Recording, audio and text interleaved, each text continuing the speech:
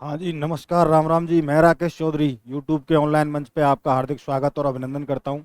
पिछली क्लास में हम हिस्ट्री से संबंधित क्वेश्चन सॉल्व किए थे हमने कई, और उससे पहले हम राजस्थान के जो राजवंश थे उनकी चर्चा कर रहे थे, जैसा कि हमने मेवाड़ के बारे में पढ़ा था।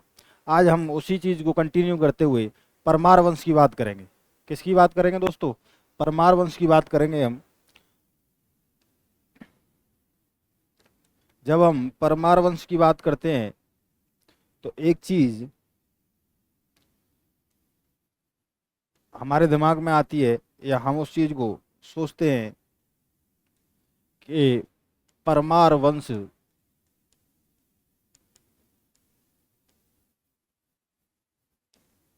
जो परमार वंश था आपका, सबसे पहले हमारे दिमाग में ये चीज आती है कि परमार वंश की उत्पत्ति कैसे हुई, यानी कि इस वंश के जो लोग थे वो कहाँ से आए, किस प्रकार से उनकी रचना की गई। तो एक किंवदंती है, ऐसी मान्यता है कि यानी कि ऋषि वशिष्ठ आपके जो आपका सिरोही में आबू पर्वत है, वहां पर तपस्या कर रहे थे, और उनकी एक गाय थी नंदिनी नाम की। किस नाम की? नंदिनी नाम की एक गाय थी। तो आपके विश्वामित्र जो थे वो उस गाय को चोरी कर ले जाते हैं, और चोरी कर ले जाते हैं। इस चीज से क्रोधित होकर गुरु वशिष्ठ ने यज्ञ में आहुतियां दी, और अपने मंत्रोच्चारण के से एक योद्धा को पैदा किया। किसको? एक योद्धा को पैदा किया, और वो योद्धा उस गाय को वापस लौटा जाता है, यानी कि वापस ले आता है। और उसी योद्धा को नाम दिया गया परमार। क्या नाम दिया गया दोस्तों? परमार दिया गया ना। तो हम उत्पत्ति की बात करें, परमार वंश की उत्पत्ति की, तो इनकी जो उत्पत्ति बताई गई है दोस्तों, वो बताई गई है यज्ञ से, यानी कि गुरु वशिष्ठ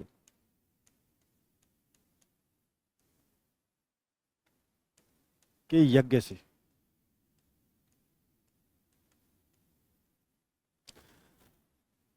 परमार के अर्थ की बात करें कि परमार का अर्थ क्या होता है, तो परमार का जो अर्थ होता है दोस्तों, वो होता है शत्रु का। परमार का अर्थ, परमार के अर्थ की बात करें तो इसका अर्थ होता है शत्रु का नाश करने वाला। शत्रु का नाश करने वाला,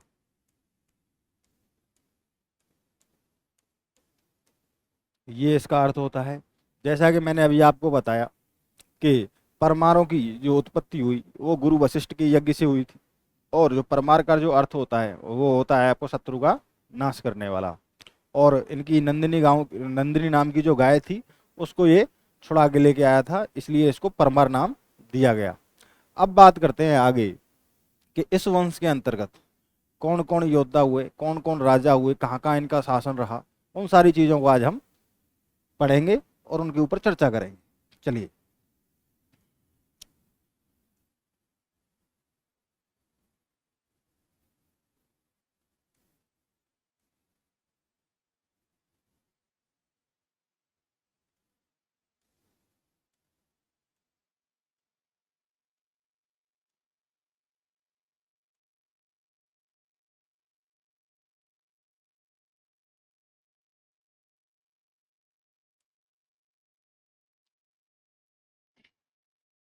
अब बात करते हैं परमार वंश के इतिहास की। तो दोस्तों, इनकी उत्पत्ति के बारे में मैंने आपको बताया कि इनकी उत्पत्ति किससे हुई थी, तो यज्ञ से, गुरु वशिष्ठ के यज्ञ से हुई थी। किससे हुई थी? गुरु वशिष्ठ के, गुरु वशिष्ठ के यज्ञ से हुई थी।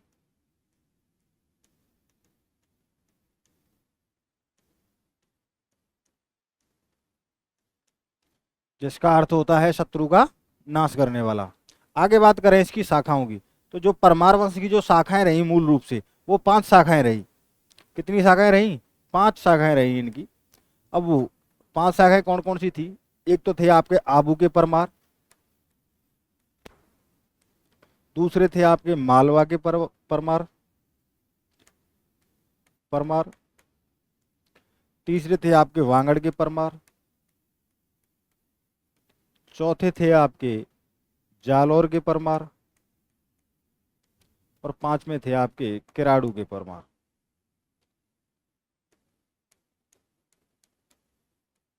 ये मुख्य रूप से परमार वंश की शाखाएं थी, यानी कि यहाँ पर परमार वंश का शासन रहा। कहाँ कहाँ पर?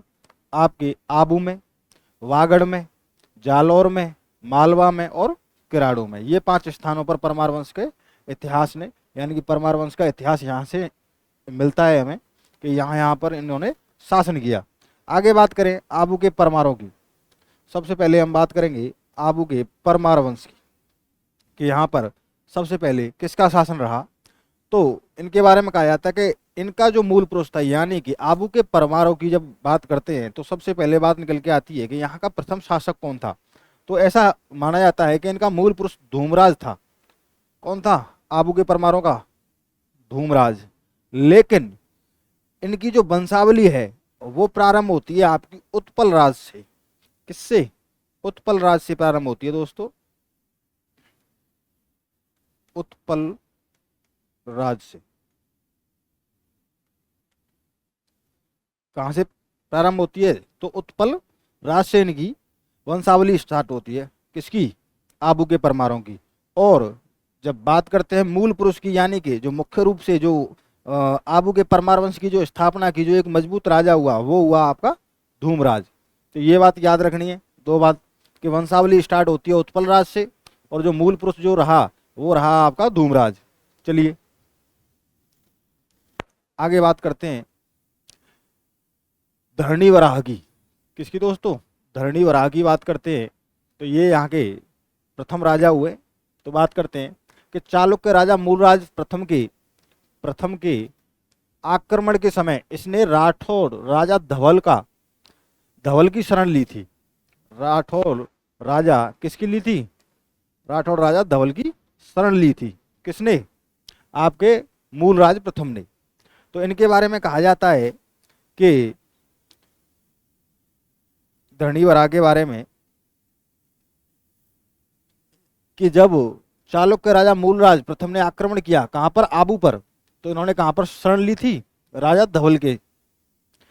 और यह जानकारी जो हमें मिलती है वो मिलती है आपके धवल के हस्तिकुंडी अभिलेख से। किससे? धवल के हस्तिकुंडी अभिलेख से इसकी हमें जानकारी मिलती है। किससे? हस्तिकुंडी अभिलेख से। ये बात भी याद रखनी है कि इसकी जानकारी हमें किससे मिलती है? तो हस्तिकुंडी अभिलेख से मिलती है। इसके बारे में कहा जाता है कि इसने इसके भाई थे 9। कितने भाई थे? 9 भाई थे। तो इसका जो शासन व्यवस्था थी, इसने अपने 9 भाइयों में उस शासन व्यवस्था को बांट दिया था। किसको? कि भाई तेरा ठिकाना ये है, तेरा ठिकाना ये है। इस तरीके से इसने व्यवस्था कर दी अपने 9 भाइयों के लिए। तो इसकी जो शासन व्यवस्था थी उसको कहा जाता है नवकोटि। क्या कहा जाता है? नवकोटि कहा जाता है। यानी कि जो ठिकाने थे, उनकी जो राजधानियां थी, उनको क्या कहा जाता है? नवकोटि कहा जाता है। प्रश्न जो बनता है वो ऐसे बनता है कि किस परमार शासक की शासन व्यवस्था को या राज्य को नवकोटि के नाम से जाना जाता है? तो आपका धरणी वराह हो जाएगा। क्या हो जाएगा? धरणी वराह आपका बिल्कुल करेक्ट आंसर हो जाएगा। ये बात याद रखनी है कि नवकोटि किसके शासनकाल, किसकी राजधानियों को कहा जाता है? तो आपके धरणी वराह की राजधानियों को कहा जाता था नवकोटि। ये प्रश्न आया हुआ है। चलिए आगे बात करते हैं हम धंधुक की। धंधुक की जब हम बात करते हैं तो इसके समय क्या हुआ था कि आपके चालुक्य राजा थे भीमदेव प्रथम। तो उसके समय आक्रमण किया गया चालुक्य राजा, और ये भागकर परमार वंश के जो राजा थे वो चले गए चित्तौड़। कहाँ चले गए दोस्तों? चित्तौड़ चले गए। यानी कि जब चालुक्य राजा भीमदेव प्रथम का जब आक्रमण हुआ, किस पर? धंधुक पर।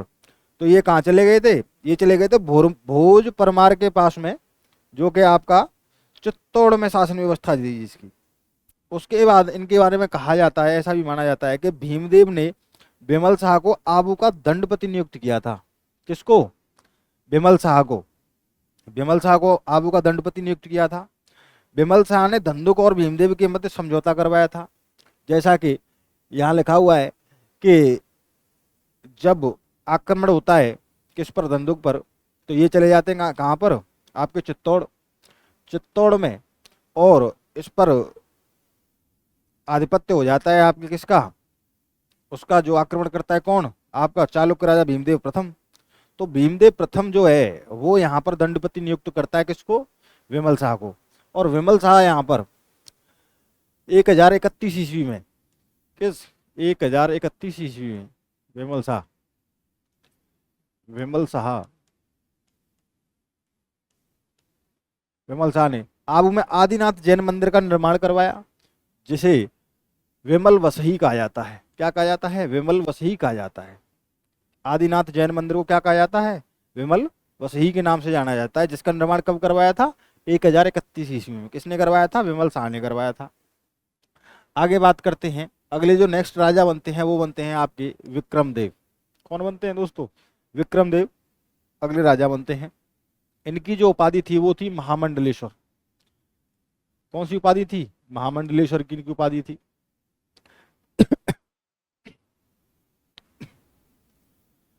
प्रश्न अगर बनेगा,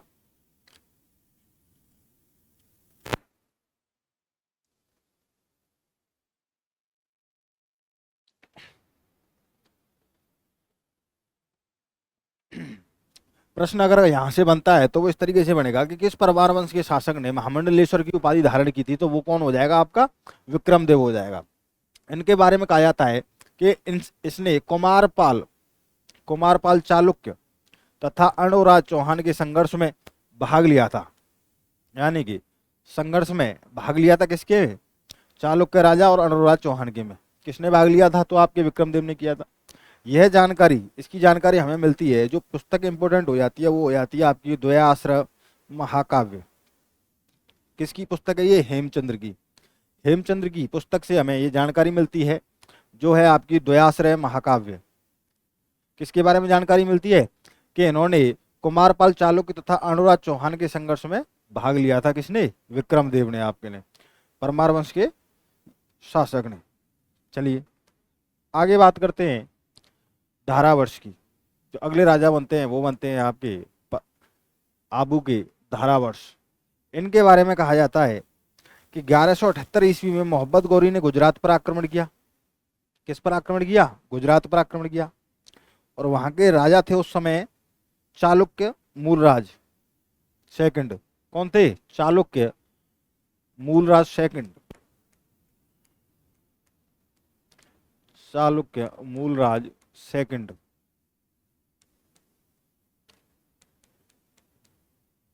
ये यहाँ के राजा थे।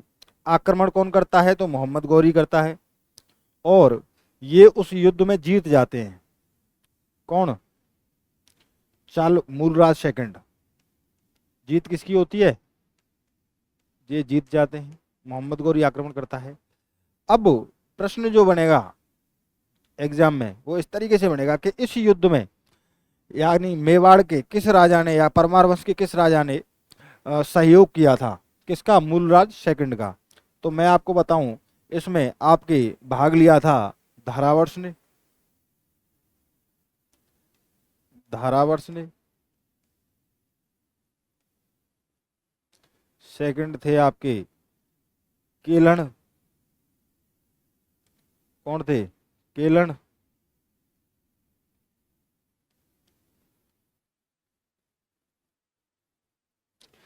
जो कि रहने वाले थे आपके नाडौल के, नाडौल के शासक थे। और तीसरे थे आपके कीर्तिपाल सोनगरा। कौन थे, कीर्तिपाल सोनगरा। इन तीनों ने साथ दिया था किसका, मूलराज सेकंड का, और इसी कारण वहां पर उनकी जीत होती है।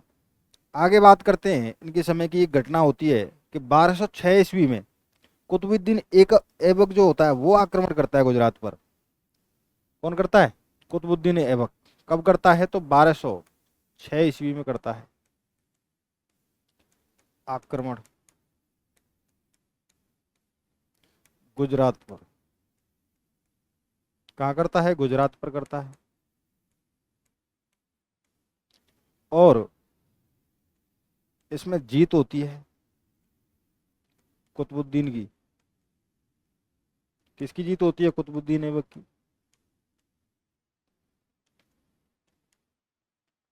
ये जीत जाता है।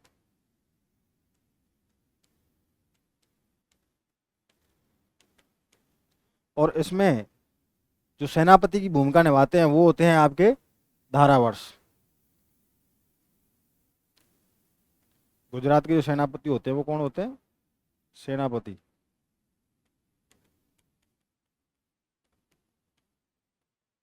वो होते हैं आपके धारावर्ष। ये मुख्य रूप से ये दो तीन चीजें याद रखनी है कि 1206 ईस्वी में आपका कुतुबुद्दीन आक्रमण करता है गुजरात पर और वो जीत जाता है।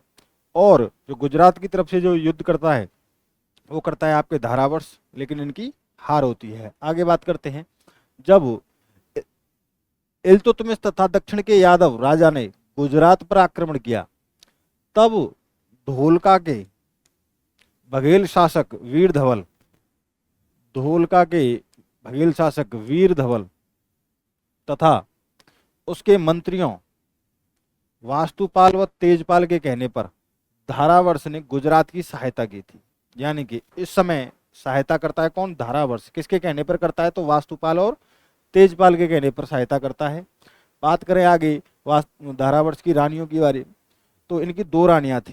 पहली थी आपकी श्रृंगार देवी, दूसरी थी आपकी गीगा देवी। ये दो इनकी रानियां थी। किसकी? धारावर्ष की। धारावर्ष के बारे में कहा जाता है, इनके बारे में एक बड़ी रोचक कहानी है कि इनके बारे में कहा जाता है कि ये इतने बड़े महाबली थे कि ये एक तीर से 3 भैंसों को बीन दिया करते थे। यानी कि एक तीर से ही 3 भैंसों को एक साथ बीन दिया करते थे, यानी कि तीर को आर पार कर दिया करते थे।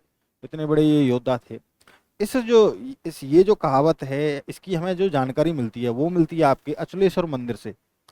जो आपका अचलेश्वर मंदिर बना हुआ है वहाँ पर एक कुंड है आपका मंदाकिनी। कौन सा? मंदाकिनी। तो वहाँ पर धारावर्ष की यानी कि धनुर्धारी के रूप में एक प्रतिमा बनी हुई है और उनके जस्ट सामने ही 3 भैंसों की प्रतिमा बनी हुई है। तो इस चीज से ये सिद्ध हो जाता है कि वास्तव में ही जो धारावर्ष थे वो इतने बड़े योद्धा थे कि एक ही तीर से 3 भैंसों को बेच दिया करते थे। तो ये बात हमें समझनी चाहिए कि ऐसी स्थिति में जो धारावर्ष थे वो दुश्मन के ऊपर किस तरीके से प्रहार करते होंगे कि एक साथ की 3 भैंसों को भेजना अपने आप में बहुत बड़ी बात हो जाती है। तो ये छोटी सी घटना थी किसकी? धारावर्ष के बारे में। आगे बात करते हैं।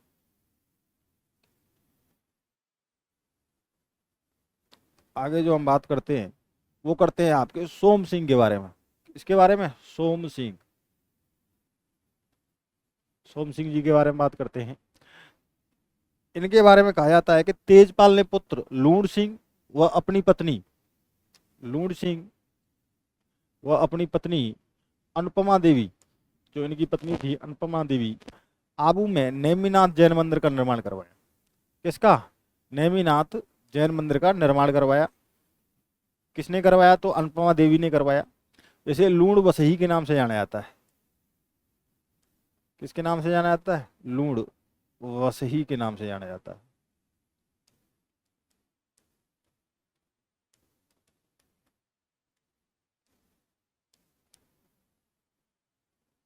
आगे बात करें प्रताप सिंह जी की।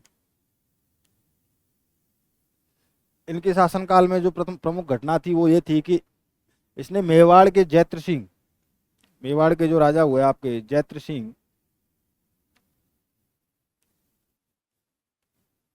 जैत्र सिंह को हराकर चंद्रावती पर अधिकार कर लिया था। यानी कि जो चंद्रावती जो इनकी राजधानी थी उस पर अधिकार कर लेते हैं कौन? आपके प्रताप सिंह जी। किसको हराकर करते हैं? तो मेवाड़ के जैत्र सिंह को हराकर ये अधिकार करते हैं उस पर। नेक्स्ट बात करते हैं अपन अगले राजा की, जो परमार वंश के शक्तिशाली राजा हुए विक्रम सिंह। कौन? विक्रम सिंह।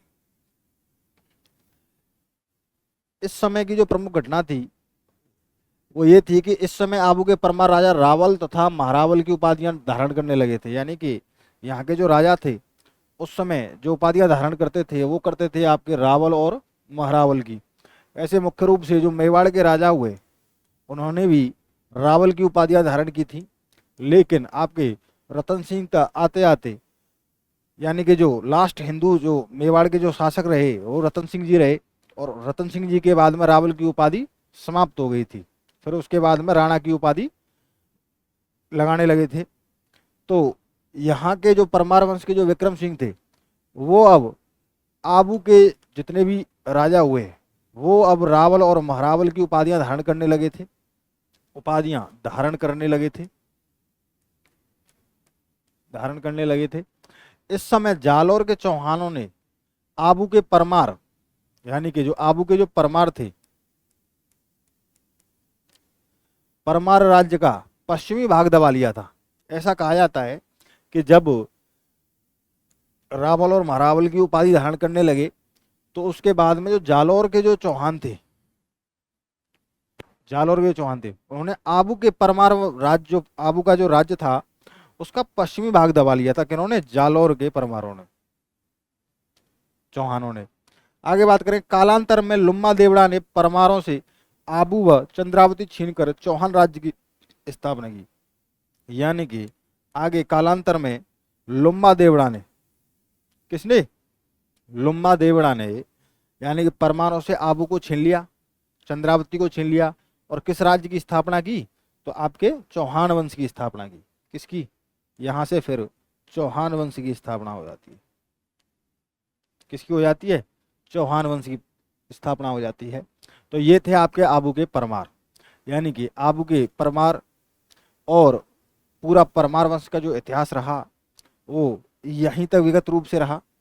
आगे हम जो बात करेंगे वो करेंगे अपन प्रतिहारों की, प्रतिहार वंश की बात करेंगे। और ये जो इतिहास था ये परमार वंश का इतिहास था कि हमने 5 शाखाओं के बारे में पढ़ा। यानी कि हमने पढ़ा जालौर की शाखा के बारे में, हमने पढ़ा आबू की शाखा के बारे में, हमने पढ़ा आपके किराड़ू की शाखा के बारे में। तो नेक्स्ट जो क्लास होगी वो होगी हमारी प्रतिहार वंश से संबंधित। प्रतिहारों के बारे में हम चर्चा करेंगे और क्या क्या प्रश्न महत्वपूर्ण हैं उनमें से जो बनते हैं इतिहास में। अभी पटवार और वीडियो की परीक्षाएं होने वाली हैं, फर्स्ट ग्रेड सेकंड ग्रेड की परीक्षा होने वाली है, तो उन सभी के लिए ये बहुत महत्वपूर्ण चीज़ें हो जाती हैं। और मैं जहाँ से भी प्रश्न बनता है मैं उस चीज़ को आपको उस टॉपिक में से, उस पॉइंट में से निकाल के बताता हूँ कि यहाँ से प्रश्न बनने की संभावना है। इसलिए ये क्लास सभी के लिए इम्पोर्टेंट हो जाती है। इसी के साथ मैं क्लास समाप्त करता हूँ। धन्यवाद।